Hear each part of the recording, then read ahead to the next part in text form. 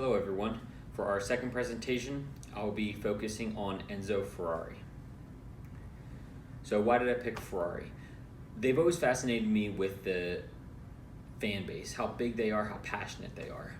They've won the 16 F1 championships and 238 races. They are by far my favorite supercar or hypercar, whatever you want to consider it, brand.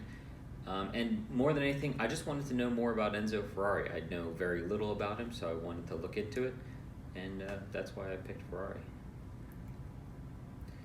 Early life. So Ferrari's early life. He got his first racing job with Alfa Romeo in 1920.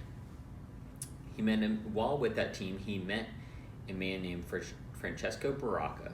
He loved Ferrari's racing style so much that he gave him his son's squadron badge, which was the inspiration for the Ferrari logo, or what would be the Ferrari logo.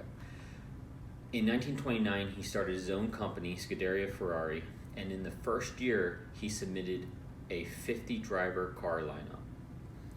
After the birth of his son, Dino, in 1932, Ferrari retired from racing. Post-World War II success.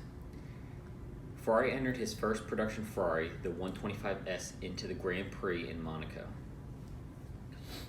It wasn't until 1951 that Ferrari claimed his first victory in Formula One British Grand Prix. And he says that Ferraris were only sold so the company could go racing. That was his inspiration for making these cars, so he could go racing. A dark day for Ferrari. In 1956, Enzo Ferrari's son passed away from muscular dystrophy. Ferrari dove into a deep depression. He got divorced and he moved into an apartment above his factories and focused on nothing but work. He wore tinted sunglasses, his iconic tinted sunglasses, as a tribute to his dearly departed son.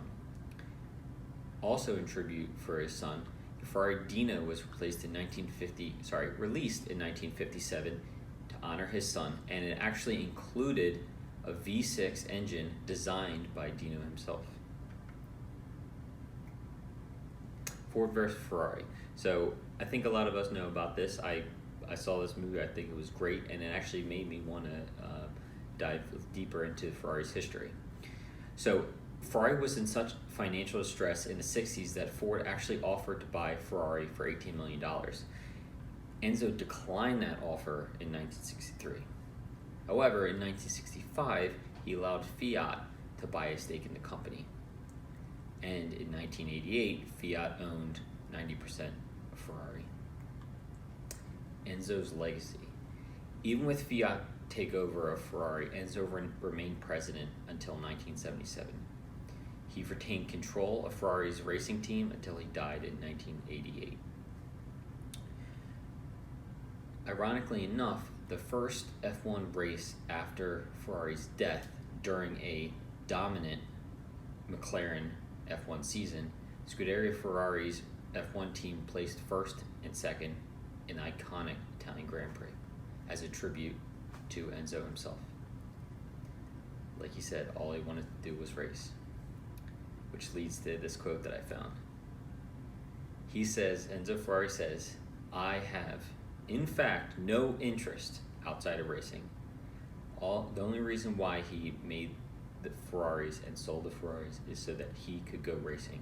And that's what he did. That was his legacy. That was his passion. And that was my presentation on Enzo Ferrari. Hope you enjoyed it and learned a couple things. Thank you so much.